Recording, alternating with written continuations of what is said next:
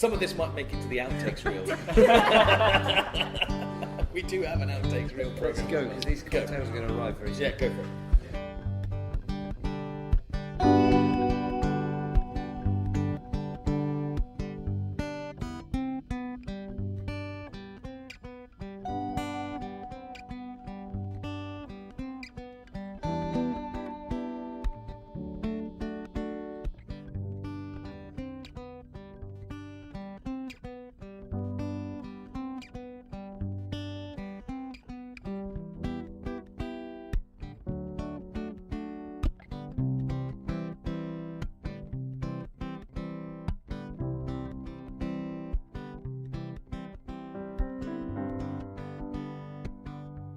We're sat in the Mexico District, one of our favourite local Mexican bars, and we're very excited because this evening we have two things to look forward to. The first is the sampling of a new cocktail, the Bulldog.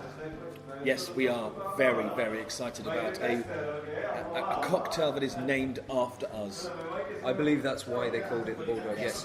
And the second reason is we are going to review one of our favourite books. I mean, it's certainly my favourite book. I don't know about you. Yes, when you recommended it to me, it almost immediately shot into my at least top 20. But we're not... I'd say it's top 5. It's top 5. It's a monumental book, fundamental book for me. The title of that book is Metropole, or the original Epepe. That's the Hungarian. It was translated from Hungarian in 2008, but it was written in 1970. And remind us who the author is? Ferenc Karinthy. Okay. It's very difficult to get hold of. It is. And we're not sat here alone. We actually have two very silent people staring at us while we're talking. Which was the original name?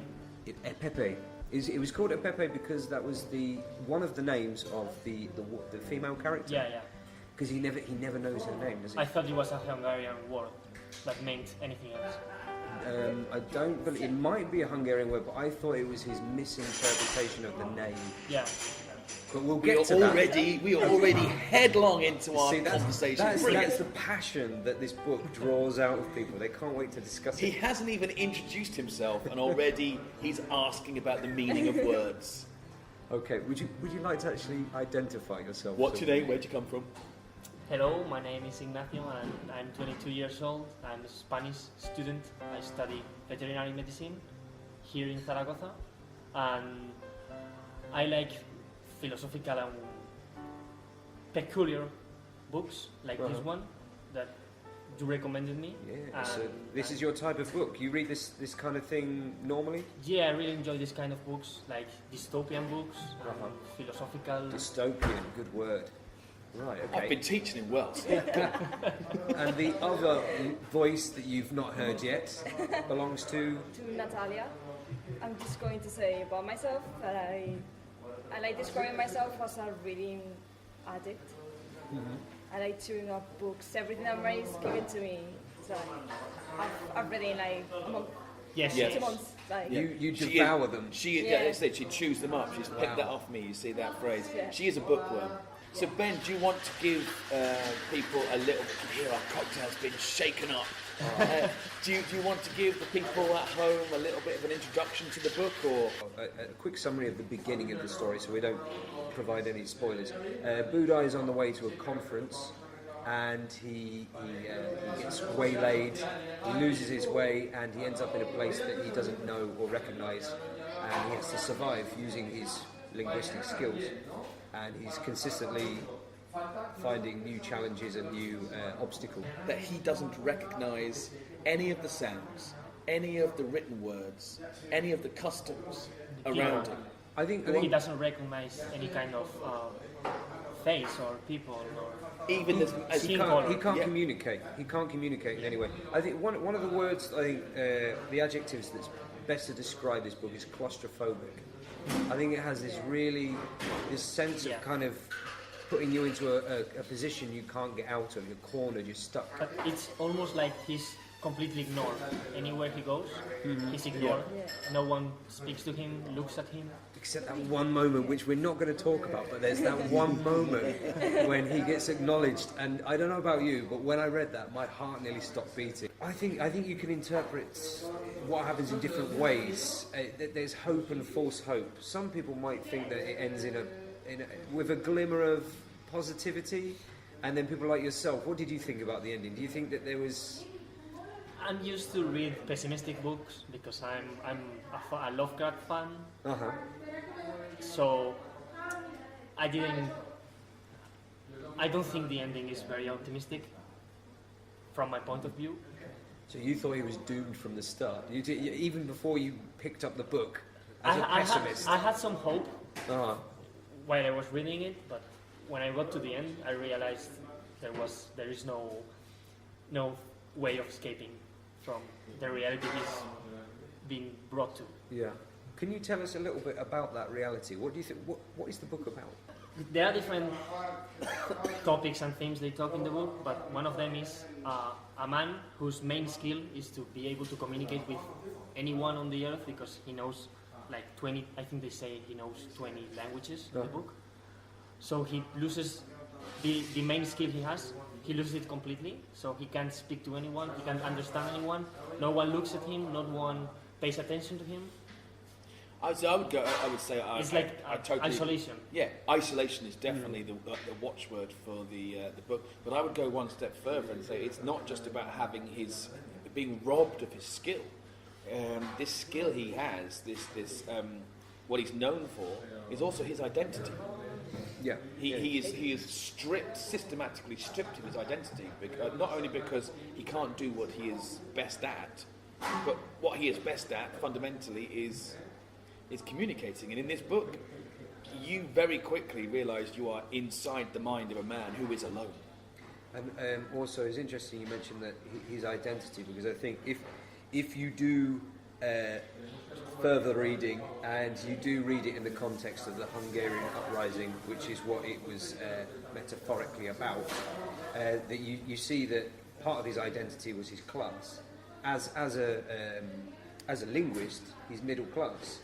And he loses that identity during his experiences, and he becomes part of the proletariat, which is obviously relevant to the political message. But you don't need to read that. You don't need to know that to enjoy the story. I didn't know that. Okay. Well, what did you think, Nathaniel? How would you describe the book? Well, what you said about Budai losing his identity, if I was reading like the 31st pages, and he loses his identity, he's not anymore a linguist because he can't communicate with anyone, he not even with mimics, he can't recognize anyone, or he can't even recognize a predominant skin color, and like that feeling of loneliness and being lost producing me like anxiety. I was really anxious reading those first 30 pages, and I thought, I don't know if I can cope with this. I don't know if I can finish this book if it's all this. That is an excellent description of the power of this book. This book really gets under your skin very quickly. It plays with base human paranoia and fear of isolation. One of the scenes that stood out for me, and it's still very vivid in my mind, is where there's a rising panic he has, and he tries to calm himself by being rational, by being sensible, by thinking of a solution, and he spends a morning in a bookshop. And by the time he's left the bookshop, he's utterly broken because he has basically looked in every book in that shop and cannot identify a thing. Yes. Nothing makes any sense to him. We just hold the thought for a second, because here comes our Bulldog drinks. Wow. It's amazing. Here we go, we have 4 Bulldogs being brought to the table. What is in this cocktail? This is a work of art. I told you, you don't want to drink it, except you do want to drink it because it's amazing. I expected him to get more panicked than he actually gets. Now, yes, what would you think about it? Because Ignacio is quite determined in saying that the character remains very pragmatic. Well, I think For a long time. Yeah, that's true, and I think you need that as a reader. You need him to not lose it, and it draws out the agony of him losing his identity. But also, I guess in one way you can rationalise it as him being an academic person, and he uses rationale and logic to try and cope with the situation. He uses his linguistic skills, obviously, but every time he tries to counter this new universe that he's in, this new place, it comes at him from a different angle. I mean, at first he has the language barrier, then there's his literal identity through his passport, his money, all of these things, and to the point where he just has nothing left. I don't know if I actually answered your question. You see, but Natalia has a slightly different opinion. You focus very much on, there's that period of the book where he does effectively lose his shit. Yeah. He gives up. He gives up for a period of time, doesn't he? becomes there's the beast. time that he just doesn't know. He runs out of resources, he runs out of money, he runs out of everything. And he gets absorbed by the world he's landed in. He gets absorbed by the society. He becomes part of it. Yeah, but I didn't say he didn't get absorbed or he didn't give up. I said I didn't say you didn't say. what I meant is that he doesn't get panicked and starts screaming and running away and getting run over by a car, something like that.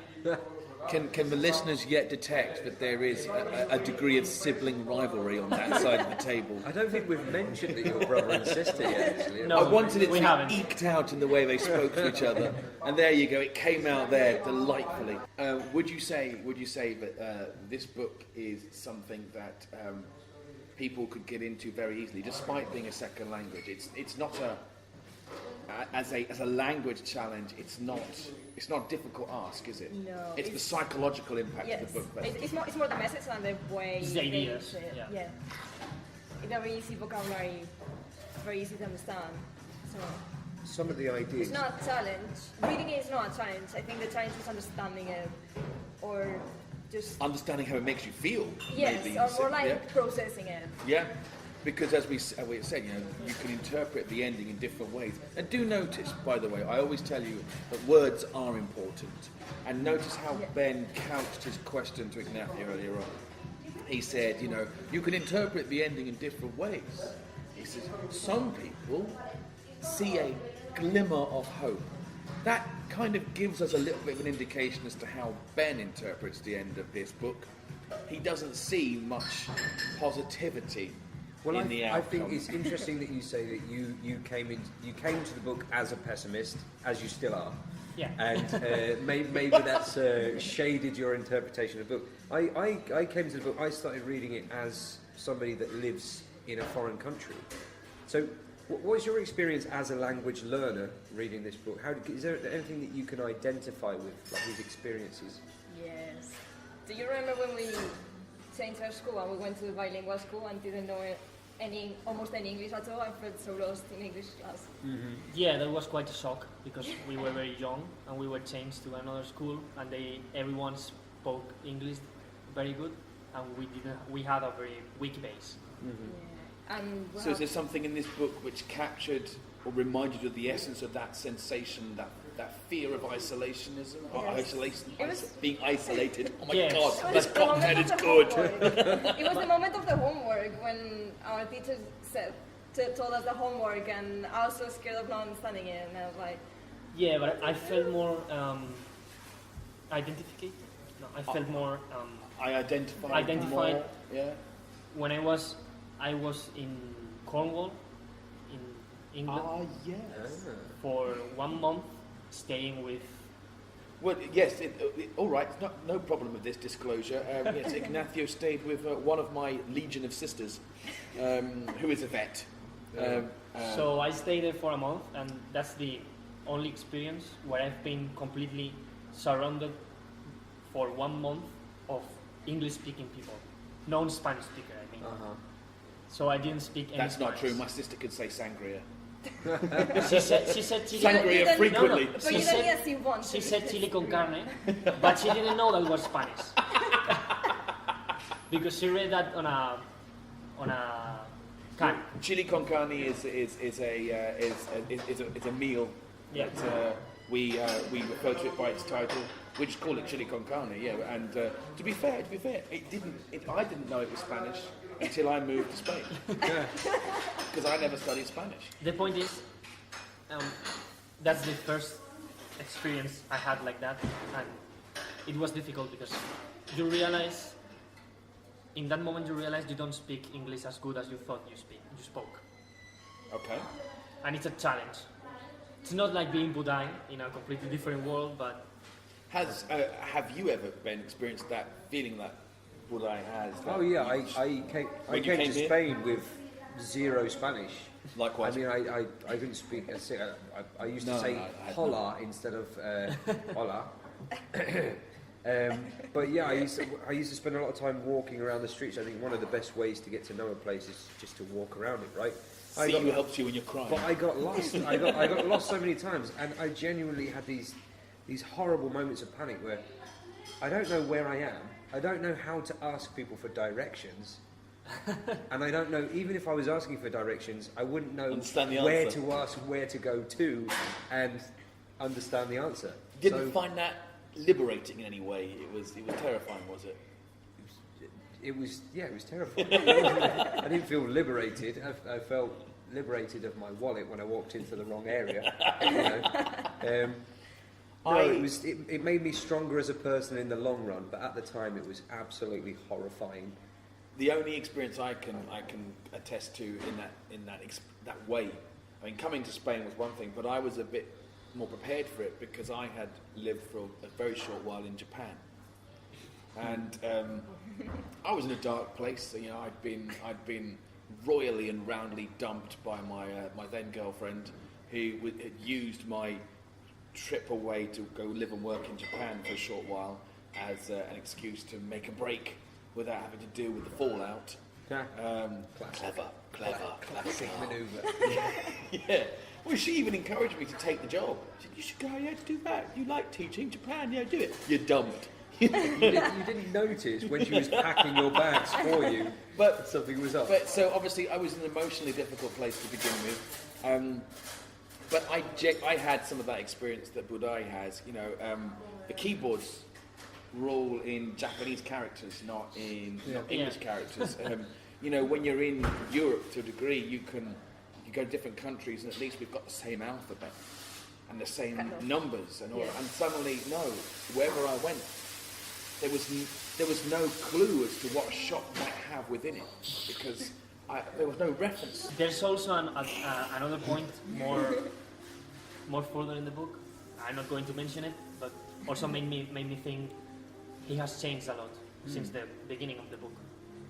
How he behaves with other people. Yeah. He's not. He has lost all apathy. Yeah. With apathy and empathy. Yeah, empathy. Yeah, that's a word. That's a very accurate description. There is certainly as you go into the final third of the book, it is almost as if he is content with the fact he has been stripped of social convention. Now, if you look at this from the political perspective, he is being oppressed to the point that his identity has been removed. It's being squeezed out of him. Yeah, he's behaving, he's marching to somebody else's tune. He's quite behaving literally in a way, as the book towards the end, which, no spoilers. Well, to be fair, you have mentioned there is this political parallel. The book is about the 1956 Hungarian uprising. Yeah. And so it's not really giving anything away to say that there is this major event in the last third of the book. He is effectively caught up in a mass political protest, which turns into a violent uprising, which is visibly and forcibly crushed.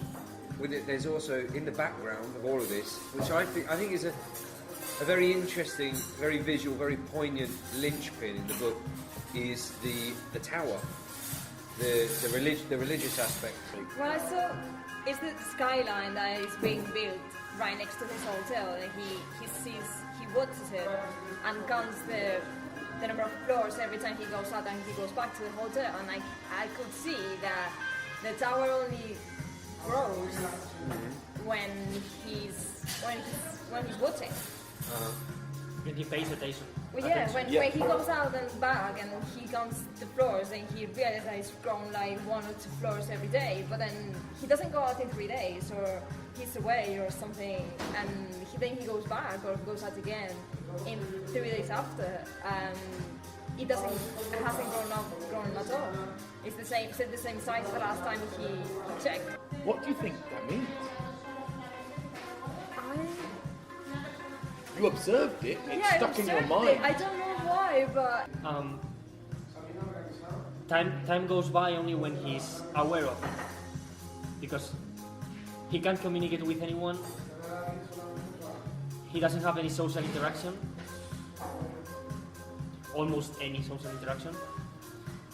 So it's like time is not passing by. He's stuck where he is. he doesn't even have a watch or a That's why calendar. He doesn't have a watch or a calendar, exactly, yeah. So only when he's aware of it, the tower keeps building. Do you think it could be a question of faith?